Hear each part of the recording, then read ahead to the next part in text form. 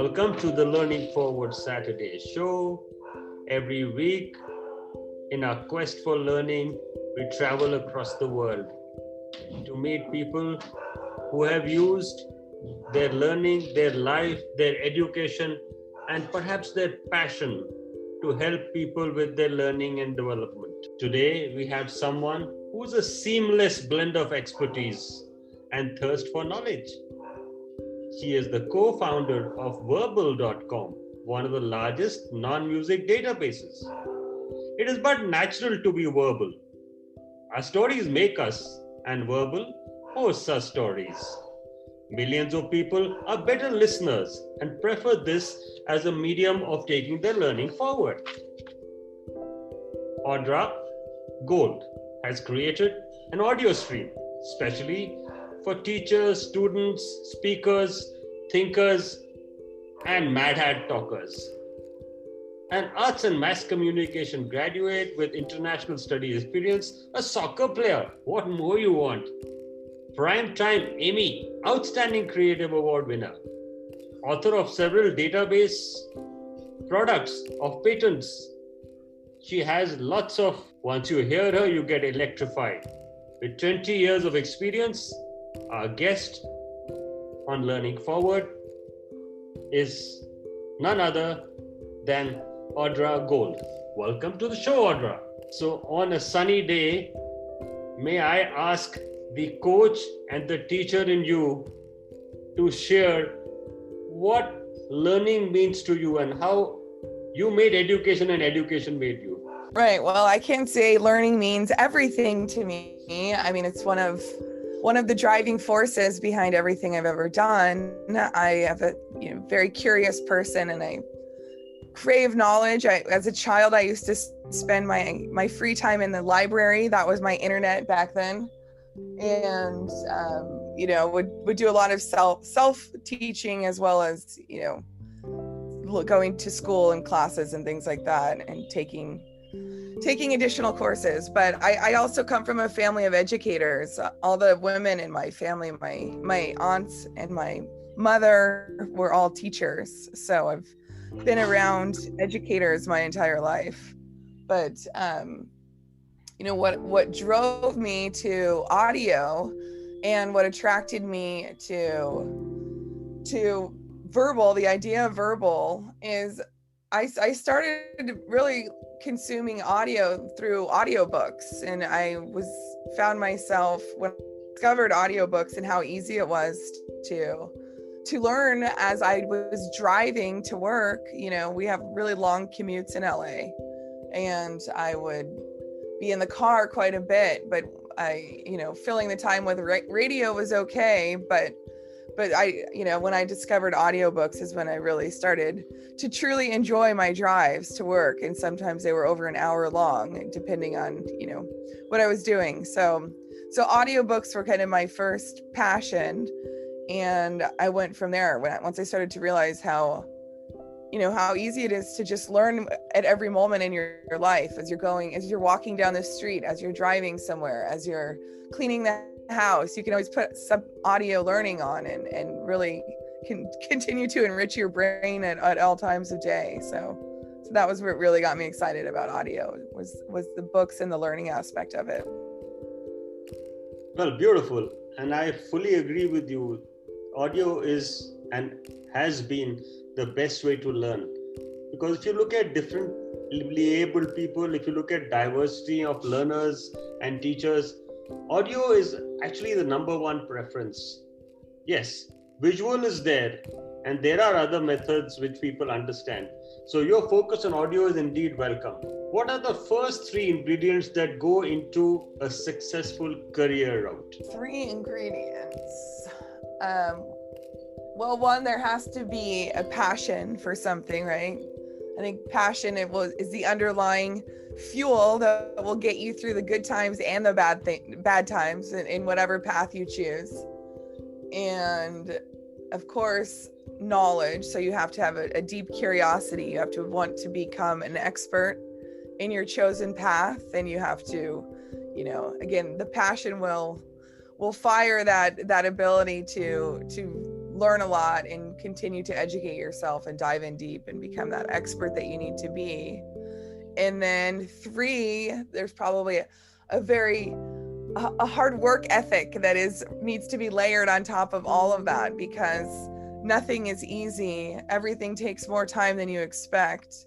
And without working hard, your passion and your knowledge may not go anywhere. So I would say those 3 things. Beautiful. I'm glad you connect passion and knowledge on a platform. You mentioned in your conversation that there have been teachers in your family. And we at Learning Forward say our mantra is #happy teachers. Would you like to share something about the teachers in your family, how they influence your career in your life? Sure. I mean, I spent a lot of time in classrooms with them, watching them and observing and helping them in some capacity. So, when I saw what it takes to be a good teacher, I saw that there was patience required and there's discipline required. And of course there's enthusiasm required, or else no one really cares what you're saying if you don't have enthusiasm for what you're teaching. So, I think I've been able to take those 3 things and, really use them as a guide when I mentor. I've mentored quite a few people in my career at this point. Over the 20 years of my career, you hire people a lot of the time that aren't fully qualified yet for what you've hired them to do, but you believe in them because of their intelligence and their passion and so on. You might hire them for other qualities. And so I spend a lot of time teaching on the job as well. And I think watching and observing throughout my whole life that's really been kind of my blueprint for how I approach mentoring. Please stay with us. We will be back after a quick commercial break. We believe each person in a school contributes to the culture of your school. School culture is built on the actions and interactions of the people. You make your school stronger by adding value to others and by making others feel valued.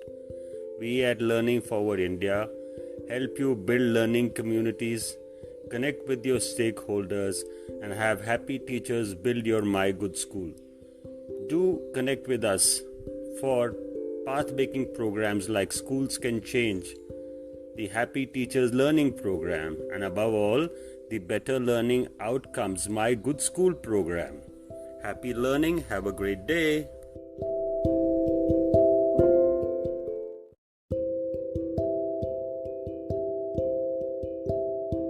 Yeah, I like the idea of blueprint. Can you give me a particular incident or a mark which a teacher left in you? Something really close to your heart, which is really personal, if I may ask. How the teacher really changed your life. Yeah, it's funny. Every time I think about that a lot, because, everyone has their favorite teacher stories. And I think mine, to be honest, it's kind of strange. You'll probably think that when I tell you, but I had a teacher, I want to say my freshman or sophomore year, that's grades 9 or 10, I can't remember. But Mr. Havens, he was also my cross country coach. I ran cross country in addition to my other sports. But he had cancer. He was my math teacher, and he taught us, despite teaching us math, we also would talk about other things in the classroom. He was very interesting. And he had cured himself essentially from his cancer by juicing. And he talked a lot about juicing, and what that led to was conversations around the importance of nutrition and staying healthy. And I'd never really seen anyone have such a large impact from food and how, it took him again from he had a very late stage cancer, and he was able to survive because he had done these drastic diet changes through juicing. And so I know it sounds strange, but I started reading about nutrition, and I got really into holistic health after that. and it really shaped the way that I live my life now from a diet perspective. And I told you it sounds strange because that's my math teacher, and he ended up affecting the way I live my life from a holistic standpoint. But it's true, and it just shows you how you can learn anything from anyone, And he had a lot of passion about that particular subject, and so it really stuck with me, and had a very outsized impact on, on how I absorbed it and then lived it. It's such a beautiful story, and learning comes to us 360. We often don't look around us, and that's the beauty. When you gave us this lovely example, this they would call today by packaging and calling it project-based learning, or they will call it phenomena-based learning, and some would even call it experiential learning. Yeah, you have to share with us. You have to share with us a quote which is very close to your heart. Any quotation, any line which you feel has had an impact on your life and learning. Well, I keep a quote on one of my boards in my office. Said, be suspicious of what you want. Really question what's driving your desires and your motivation, and really I think it's to just make sure you're checking that it's a pure and it's a positive and it's a good motivation. Because lots of things motivate humans, right? And it can be anything as simple as a compulsion that may be unhealthy, or a psychosis, right? Or it could be something very positive that's driving you. So I always like that, really stop and think about what is your motive? Why are you wanting that? What is driving you to do X, Y, and Z? And so, yeah. Thank you. And passion is the fuel. We see that in you. We hear that in you. You have mentioned about being a soccer player. My last prodding question to you. Mm-hmm. Where does soccer come about in terms of a learning experience? What did soccer give you to make the Audra Gold who has inspired so many?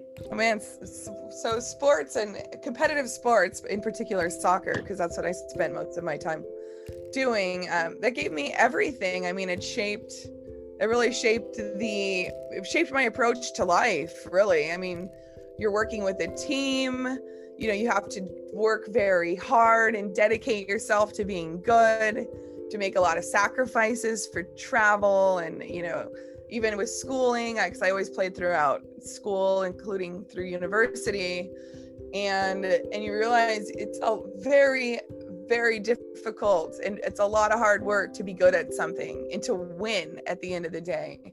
And I see building a business very much like building a great soccer team. And I always say I feel, with Vurbl, like I'm just the captain of a great team, right? And the way that you make a team great in business is very similar to how you make a team great on the field in a sport. Obviously you're dealing with some different mechanisms, a lot more mental ones than physical ones in some cases in business versus sports, but they're very similar in the way that you encourage people and keep them motivated, and how you move people around the organization to get a better fit the same way you would move them around a soccer field to make sure they're playing in the best spot for the team. So, there's a lot of analogies, and it's really the underlying, a framework of how I manage teams really came from my years in soccer. Thank you, Audra, for giving us the real beautiful end quote line. Move people around, because that's what life is about. That's what learning is about. Move people around. Am I right in taking that as the key takeaway today? Yeah, well, movement is life. Isn't there another quote, something like that? Yes, keep moving. Absolutely. We keep moving. And that's the beauty of what we do as teachers, because we get emulated. If we stop moving, there will be no emulation, and there'll be no passion for learning. Yes. So movement creates friction, and friction creates new things. Yes, absolutely. And that is learning forward. I love it. Thank you. It's been a wonderful morning. Wish you a sunny day ahead.